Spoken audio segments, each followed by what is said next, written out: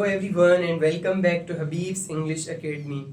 Direct and indirect class 5 course 5 का ये last definition है English grammar course 5 direct and indirect speech lecture number 4 और ये last lecture है जिसमें आपको याद करना है, मेमोराइज करना है और समझना है.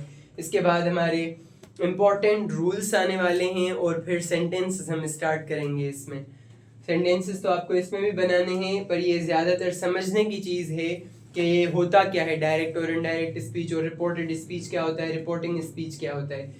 इससे पहले हम पढ़ चुके हैं क्वेश्चन नंबर 3 में what is reporting speech, what उसके बाद से पहले what is indirect speech, indirect narration, indirect speech और उससे पहले what is direct speech.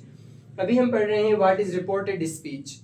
Answer: reported speech is the part of sentence that contains the words spoken by someone else. Reported speech वो वाले अल्फाज होते हैं, जुमले का वो हिस्सा होता है जिसमें वो वर्ड्स होते हैं जो किसी और ने बताए हों.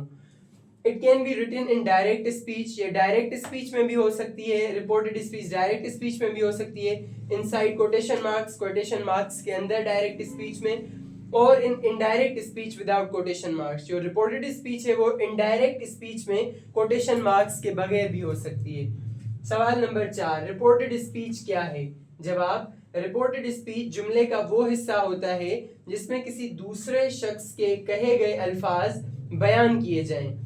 किसी दूसरे शख्स के. He said I am tired, ये आई एम टायर्ड जो है उसने कहा मैं थका हुआ हूँ, ये किसी और शख्स के अल्फाज हैं जो बयान किए जा रहे हैं. ये अल्फाज डायरेक्ट स्पीच में कोटेशन मार्क्स के साथ होते हैं और इनडायरेक्ट स्पीच में बगैर कोटेशन मार्क्स के होते हैं. He said I am tired ये डायरेक्ट स्पीच का जुमला है, इसलिए कोटेशन मार्क्स और कॉमा इस्तेमाल हो रहा है. ये इनडायरेक्ट स्पीच में Ali said that he was going to school, ये रिपोर्टेड स्पीच है पर इसमें कोटेशन मार्क्स नहीं है. She told me I love books जो है रिपोर्टेड स्पीच है और कोटेशन मार्क्स के साथ है क्योंकि ये डायरेक्ट स्पीच में है. इसी तरह से आप भी 10 सेंटेंसेस बनाएंगे और 10 सेंटेंसेस में जो रिपोर्टेड स्पीच है उस रिपोर्टेड स्पीच को आप अंडरलाइन करेंगे. Thank you so much.